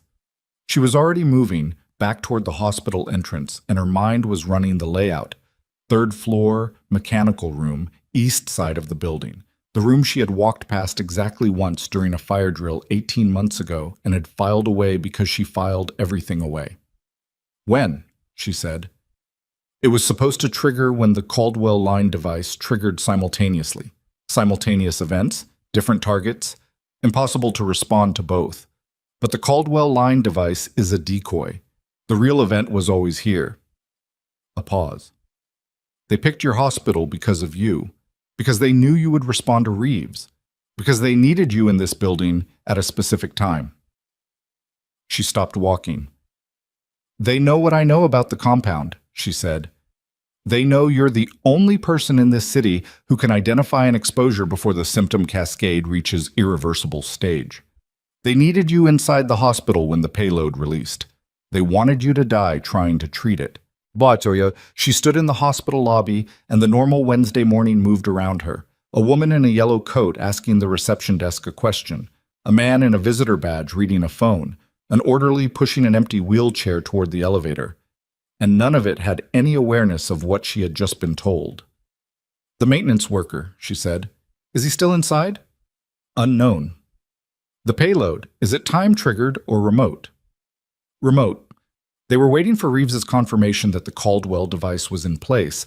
They haven't gotten it because Reeves has been offline, but now that they have him, they'll get confirmation from him or they'll use a contingency trigger, she said. Yes. How long? If they have Reeves and they don't get what they need in the next hour, they go to contingency. That's the operational pattern we've seen. 1 hour. She looked at the elevator bank, third floor, mechanical room. The maintenance worker's name, she said. We don't have it. We know the contracting company, Pallister Building Services. 3-week contract, one specific worker assigned to this facility. She moved to the reception desk. The woman in the yellow coat was still talking. She waited 3 seconds, then, I need the facilities manager. The receptionist looked at her. Do you have an appointment? My name is Nora Voss. I'm a nurse on staff, and there is a maintenance issue on the 3rd floor that needs immediate attention. Please call the facilities manager now. The receptionist picked up the phone. The facilities manager was a man named Draper, 54 years old, with the practical bearing of someone who spent his professional life solving problems that physicians created and never acknowledged. She met him at the elevator on the ground floor, and she walked with him, and she talked carefully. I need to know who's working the 3rd floor mechanical room right now, she said. Specifically, any contractor from Pallister Building Services. Draper frowned. Pallister has the HVAC contract. They've got a guy up there. Been working the intake calibration for the North Wing expansion. He pulled out his phone and scrolled. Name's Wicker. Started 3 weeks ago. Is he up there now? Should be. He was signed in at 7:30. The elevator opened on 3. She went left without waiting for Draper to lead because she had the layout. He followed, which told her he was cooperative and also that he was picking up on something in her manner that was producing compliance without explanation. The mechanical room was at the end of the east corridor, behind a door marked Authorized Personnel, which was propped open with a toolbox. She stopped Draper with a hand on his arm before he went through it. Is there another way into this room? She asked quietly. He blinked. Service corridor, runs behind the east wall, access from the utility stair. Go through the service corridor. Don't go in through this door. When you're inside, stay near the far wall and don't touch the HVAC intake panel. She looked at him. Do you understand? His face had gone through several stages in the last 3 seconds. He landed on, what's happening? I'm going to need you to trust me for about 15 more minutes, she said. Can you do that? He stared at her. Then he nodded once and went right toward the utility stair. She went through the propped door. The mechanical room was large and loud, the roar of HVAC systems at full operation, the smell of metal and recycled air, and the particular industrial quality of a hospital's mechanical backbone. Banks of equipment, ductwork running floor to ceiling, the intake panel for the north wing on the far wall, a heavy-gauge stainless steel housing approximately 4 feet wide. The man near the intake panel had his back to her. He was wearing a Pallister Building Services uniform, the kind of gray-green coverall that was invisible in any maintenance context. He was working with both hands inside an access panel on the side of the housing, and his posture had the focused quality of someone performing a precise task. She looked at the intake panel. The access hatch he had open was not the calibration access. It was the insertion access, the port through which air filtration media was changed, which opened directly into the main duct flow path, and which, if you introduced the right compound at the right concentration, would distribute it through the entire north wing within minutes. She said, "Step away from the panel." He turned. He was mid-40s, lean, unremarkable in the way of someone who had cultivated unremarkability as a professional characteristic. His right hand came out of the access panel, and she saw what was in it: a small, pressurized canister, matte black, no markings. And she ran the distance between them in the 0.3 of a second. It took him to register that she was a problem and decide what to do about it. She got to his right hand before he got the canister positioned toward the open duct. Her left hand hit his wrist, and her right went to the canister itself. And what followed was not a clean exchange. He was stronger than she'd accounted for, and he had footing advantage, and she had not slept, and her ribs were already damaged from the construction site, and he drove her back a full meter before she could redirect. The canister stayed in his grip. Draper came through the service corridor door. The distraction was approximately half a second, which was not long but was enough. She drove her heel into the side of his right knee. Not a clean angle, not full force, but sufficient to compromise his base. And as he adjusted, she got her right hand over his and rotated his wrist inward against the joint, and the canister hit the concrete floor. She kicked it away from the intake panel with the side of her foot. It skittered across the floor and hit the far wall and sat there. He threw her off him. She hit the side of a duct housing with her shoulder. The already damaged ribs made the impact cost her more than it should, and she went down to one knee and came up with the toolbox from beside the prop door, which was the heaviest object within reach, and threw it. Not at him. At the access panel he'd had open, which swung shut on its hinges and latched. He looked at the closed panel. Looked at her. Looked at Draper, who was standing at the service corridor entrance holding a pipe wrench with the expression of a man who had decided to be useful. The man in the Pallister coveralls made a calculation. She could see him making it. He looked at the canister against the far wall, then at her between him and it, then at the closed panel, then at Draper. He ran. Through the propped door, into the east corridor. She let him go. Because the canister was away from the intake, and the panel was closed, and Reeves was somewhere in a gray van with people running out of patience, and she could not be in two places. She crossed to the canister. She did not touch it. She crouched and looked at it. The matte black housing, the pressure gauge on the side reading full, the faint chemical smell that even through the container's seals she thought she could detect, or maybe she was projecting because she knew what was inside. "Don't touch it," she said to Draper, who had approached. "Don't open the panel. Lock this room, and don't let anyone in until I tell you otherwise." She was already moving. In the corridor, she pulled out her phone and called the number she had not called since she arrived in Columbus 4 years ago. An emergency routing line she had memorized because the person who gave it to her had told her that people like her didn't leave that world entirely. They just moved to the edge of it. The line rang once and connected to a recording, and she left a message that consisted of her name and the plate number and the word active, which was the word the routing system had been designed to receive. Then she called Dolan. He picked up immediately. "Voss, I need the plate run." She gave him the number. "Gray panel van. They have Reeves." "I know about Reeves. There's a stage device in the Westbrook General Mechanical Room, 3rd floor north wing. I've isolated it. You need a hazmat team here in the next 20 minutes before anyone tries to open that panel." She kept walking. The man who staged it just ran out of the building. Mid-40s, Pallister coveralls, slight limp on the right side now. He went out through the east corridor. Silence. Then, "You went in there alone." "I'm aware of that."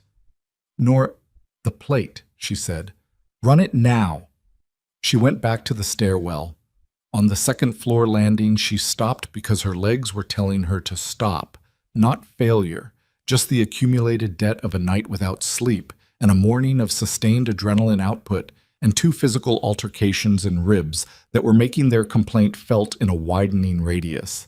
She sat on the step and breathed and made herself slow her heart rate down by force of trained habit. The second phone, the one with the unknown area code, buzzed. Text this time. A single address, Columbus Street coordinates, and below that, he's here. So is Farrell. She stared at the address. She pulled up the map. Industrial District Southeast Quadrant, 12 minutes by car. She thought about that. Farrell and the van at the same location meant one of two things. Farrell had tracked the van through his own resources, which was possible, or Farrell knew where the van was going because he had known where it was going before it got there. She thought about a man who had spent 11 minutes alone with Reeves in Bay 4, who had gotten a false location and had not questioned it, which was either incompetence or theater, who had moved Reeves to a transport, his people, that had been ambushed with a precision that required advanced knowledge of the route. She thought about the modified compound, about who had access to the synthesis capability, about what Reeves had started to tell her on the phone before the line cut. The payload location is not on the Caldwell line. The actual target is, he had known it was Westbrook General. He had known, and he had tried to tell her, and the call had ended. She thought about why a phone call from a monitored hospital room to a cell phone of a person on administrative leave would end so abruptly. She thought about who would have been monitoring that call and what they would have done when they heard what Reeves was about to say. She stood up. She went down the remaining stairs and out through the staff entrance, and she stood on the east side of the building in the cold November air, and she thought about Farrell, who had been in that room, who had asked her what the patient had said, who had heard her say nothing she hadn't been willing to say in front of him, but who had also heard, in the security coordinator's office, that Reeves had called her, who had known she received the call, who had ordered the call monitored, who would have heard Reeves say the payload was in the hospital, who had not, in the hours since, deployed a hazmat team to a third-floor mechanical room. She looked at the address on her phone again. There was a cab at the corner of Marshfield and Baxter. She walked to it, got in, gave the address in the southeast quadrant, and sat back against the seat and looked out the window at Columbus moving past, the ordinary city, the Wednesday morning, the people who had no idea what was sitting in a hospital mechanical room 6 blocks behind her. And she put her hands flat on her thighs to feel whether they were shaking. They were not. That was the thing about the door she had opened. Once it was open, the person who had spent 4 years living on the other side of it came back in full, and that person did not have shaking hands, and that person understood with complete clarity what she was driving toward. The cab pulled onto the interstate for 2 exits, then off again into the Southeast Industrial District. Warehouses, logistics facilities, the particular working city landscape of places that moved things rather than made them. The address resolved to a building at the end of a service road, a warehouse or a cold storage facility, 2 stories, corrugated metal exterior, no windows on the ground floor. She paid the cab and got out a block away and walked the last distance. The gray panel van was parked at the east side of the building. She could see it from the end of the service road. Beside it, a black SUV, Farrell's vehicle. She was nearly certain. She had seen it twice. And a second sedan she didn't recognize. She didn't go in the front. She went around the building's north side, where the corrugated metal had a seam she could use, and she found what warehouses of this age always had: a secondary loading door with a mechanical latch, and a gap at the bottom where the seal had failed. She went down flat on her stomach and looked through the gap. Concrete floor, loading dock interior, the ambient light of industrial overhead fixtures at low power, 2 figures standing, 3 others further back.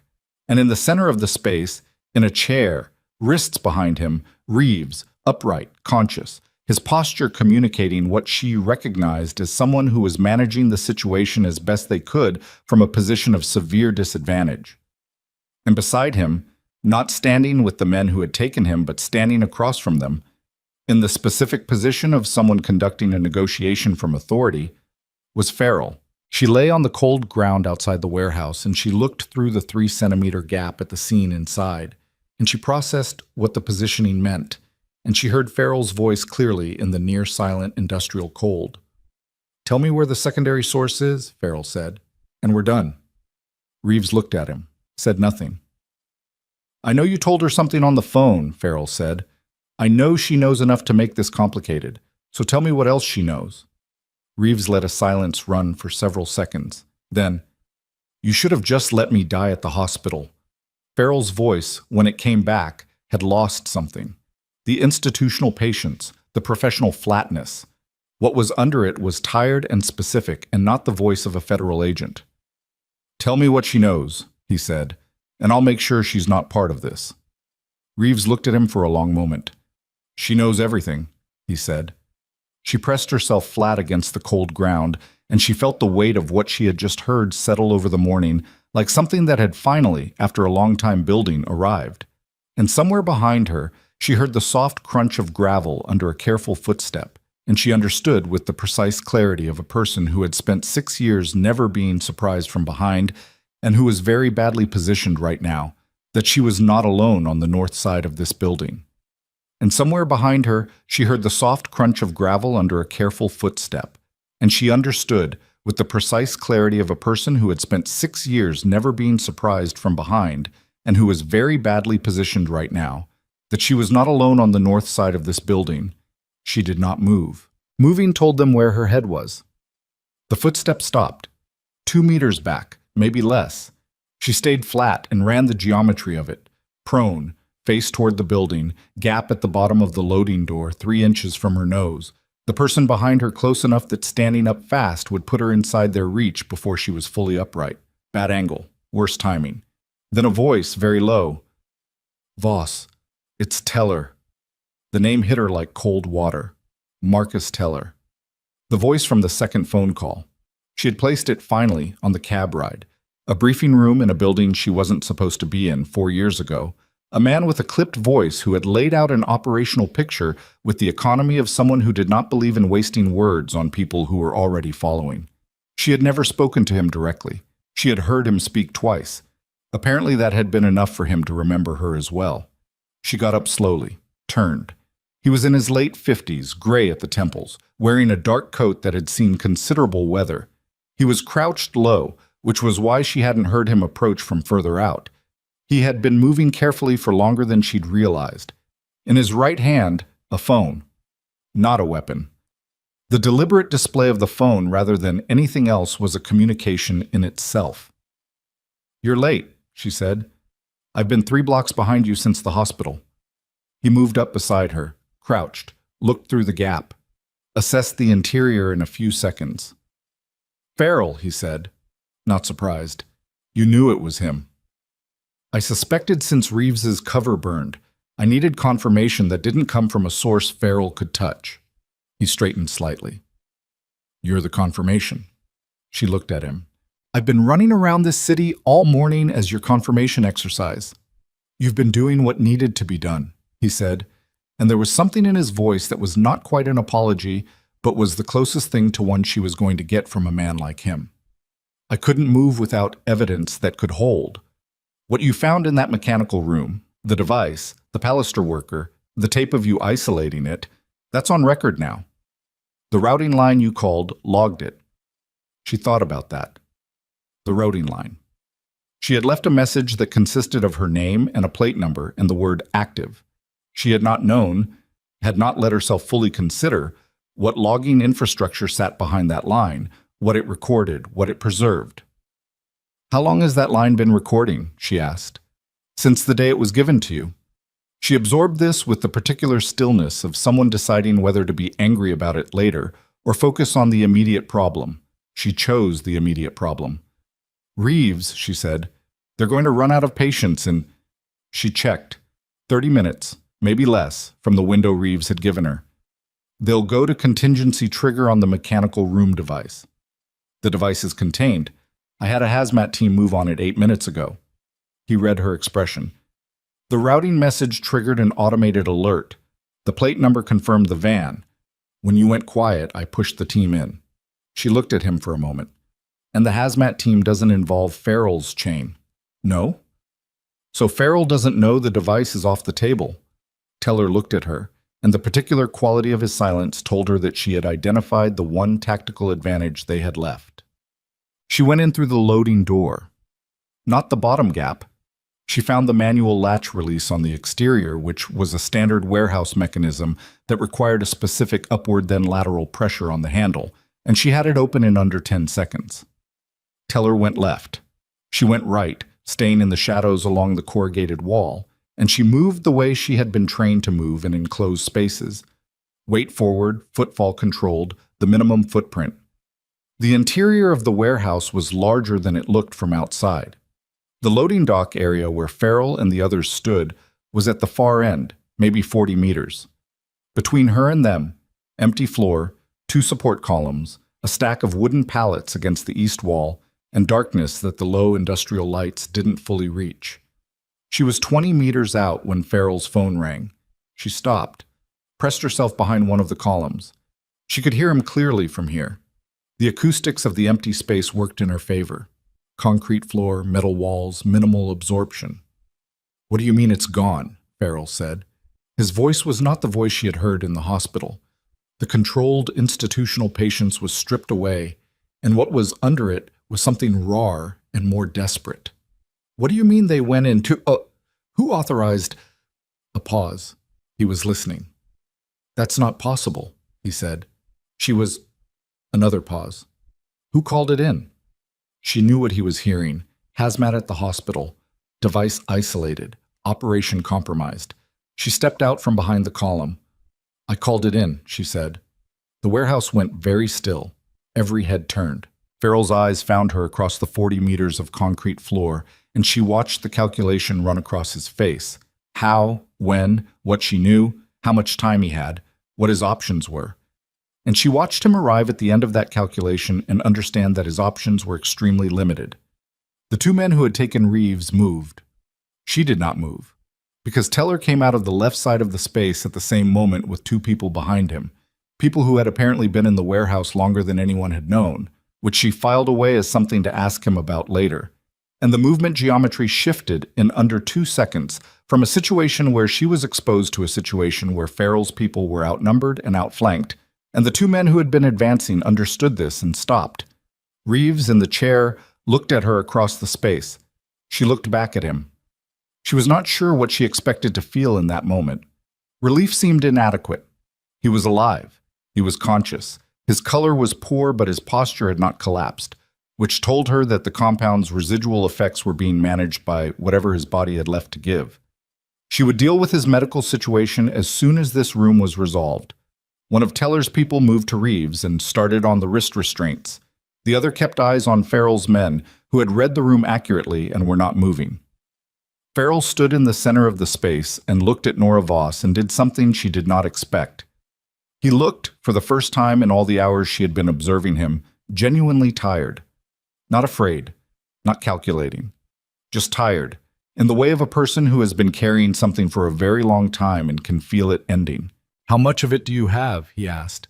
"Enough," she said. "The routing line." "Yes." He looked at Teller, who had come up beside her. Something moved between them. Recognition, and under it, something older. She realized they had known each other before this. The specific wariness of people with shared history. "Marcus?" Farrell said. "It's over, David," Teller said. Farrell looked at the floor. He had his hands at his sides, and they were not making any moves, and she kept her peripheral attention on them anyway. "How long have you been building it?" "Long enough," Teller said. "Since the Ardmore incident. Since we figured out the compound synthesis signature matched a facility you approved the contract for." A silence. "Reeves burned because you told them his cover name," Teller said. Not an accusation, a statement, flat and final. "The compound they used on him came from a program you funded through 3 shell contractors. The device in that mechanical room was supposed to kill Voss because she's the one person in this city who could identify the compound in a post-exposure environment without a lab." He paused.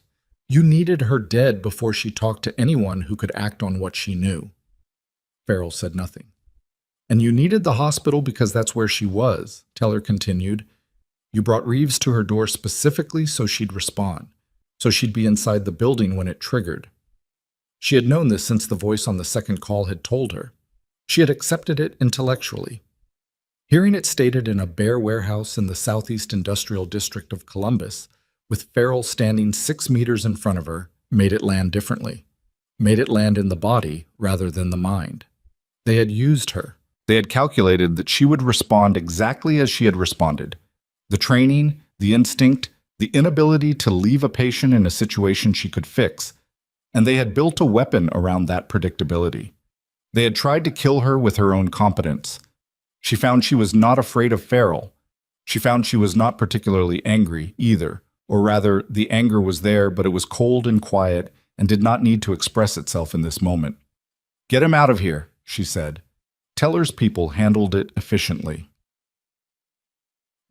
Reeves was transported to a secure medical facility that Teller arranged, not Westbrook General, for reasons that were obvious, but a facility on the north side with a medical team that had the appropriate clearance and the appropriate knowledge base to finish managing his reversal correctly. She went with him. Not because anyone asked her to, because she had administered his initial treatment and she intended to close the loop on it, and also because she had questions for him that could wait until he was stable, but not indefinitely. He was stable enough to talk by early afternoon. She sat in the chair beside his bed in a room that was quieter than a hospital room and better lit than a warehouse, and she looked at him, and he looked at her, and neither of them said anything for a moment. "You gave Farrell the wrong direction," she said. "I'd been suspicious of him for 2 months. When he walked into my room at 5 in the morning with a DHS credential and a medical officer who didn't know what compound I'd been exposed to, I had about 30 seconds to decide how much I trusted him." He paused. His voice was still rough but clearing. "I gave him Southwest. I waited to see if he'd send people Southwest." "Did he?" 2 vehicles, 40 minutes later. A pause. "That was enough. You could have told Teller. I didn't have a way to reach Teller that Farrell's team wasn't monitoring. Everything I had was compromised." He looked at her. "You were the only channel that wasn't." She absorbed this. "You knew I was here. You knew which hospital. I knew you'd separated from the service and taken nursing credentials. I knew approximately the city." He paused, and something shifted in his face. Not guilt exactly, but an acknowledgement. "When they hit me with the compound and I knew I was going down, I told the driver to find Westbrook General. Not because I was certain you were there, because it was the best probability I had." She nodded. "I'm sorry," he said, "for what it pulled you into." She considered that. "You were dying," she said. "You made the best decision you could with what you had." "Still." "Yeah," she said. "Still." She left him to sleep and went out into the corridor and stood there for a moment in the quiet. Her ribs ached in a persistent bone-deep way. She had not eaten since the previous evening. She had been awake for, she checked her watch, 31 hours. Her jacket was gone, left in the construction site, and the November chill of the facility's institutional air conditioning was producing a kind of settled, permanent cold that she didn't have the resources to fight. Teller found her in the corridor. "Farrell's in federal custody," he said. "So are the 2 men from the van. The Pallister worker was picked up 6 blocks from the hospital." He went to a secondary rally point that we'd had under surveillance. He paused. The Caldwell line device was a non-functional mock-up, exactly as we suspected. The whole Caldwell narrative was designed to pull federal response resources to the transit system and keep them away from the hospital. She had known most of this, but it was different hearing it confirmed. "The people above Farrell. There are 3 of them. One is already lawyered up. The other 2 are in the wind, but not for long. The communication architecture on that drive is giving us the network map faster than anything we've had in 8 months. The drive that was bait, he agreed, that you recovered anyway, which it turns out contained real intelligence despite its intended function. Reeves's source work over 14 months is on that drive. It's intact." She looked at him. "When does the review board get the full picture?" "It's already assembled.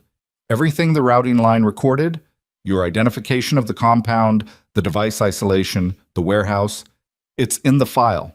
Formal presentation tomorrow morning." He paused. "There's going to be a debrief, a thorough one.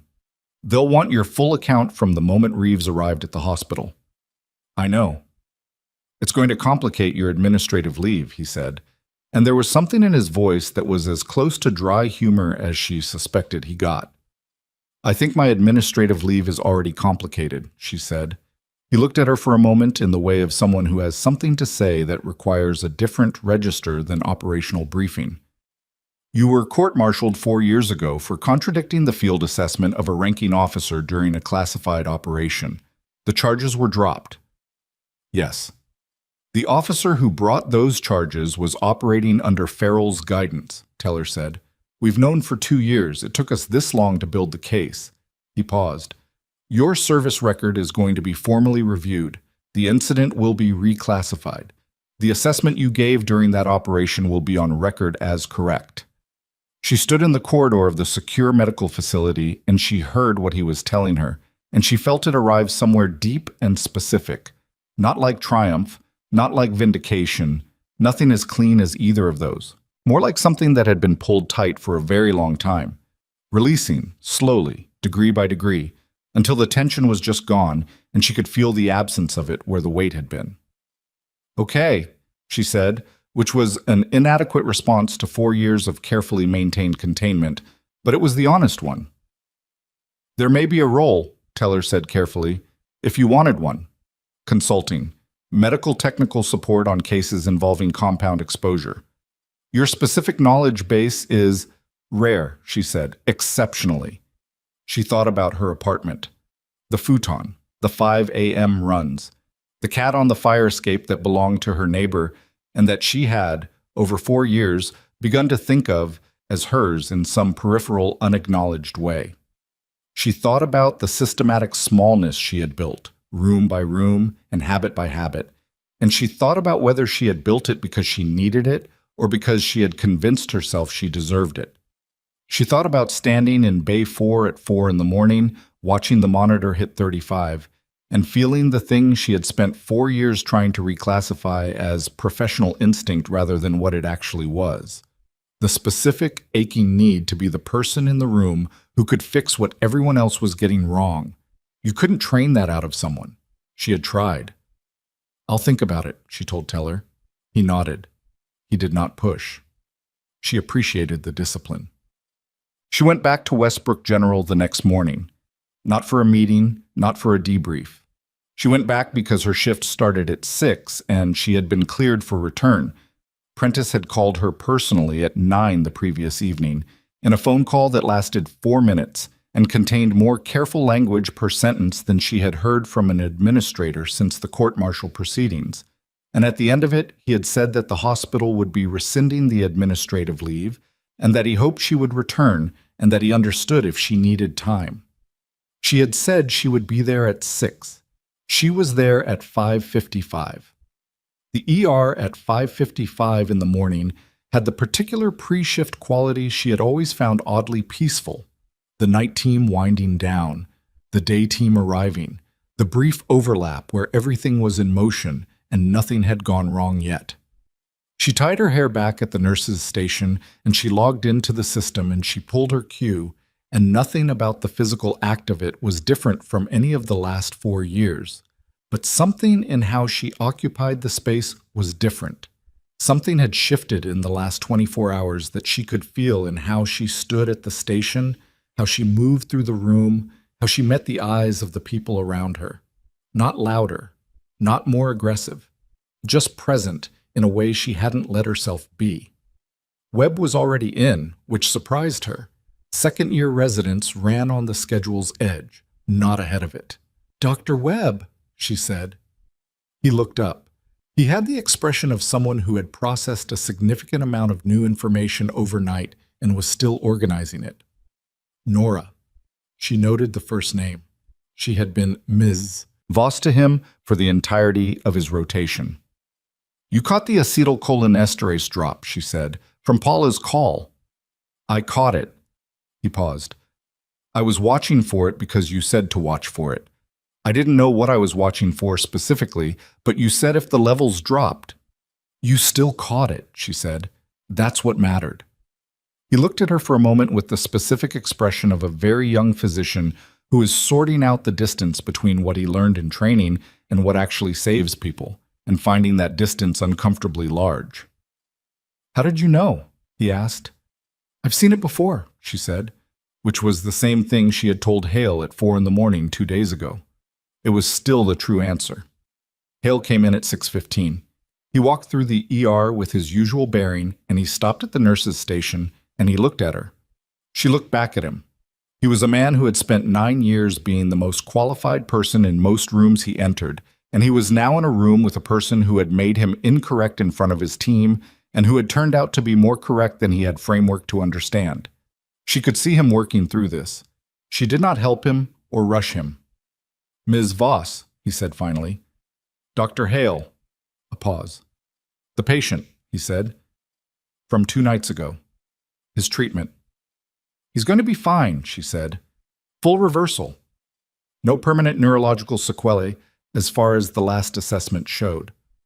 Hale nodded slowly. You were right, he said.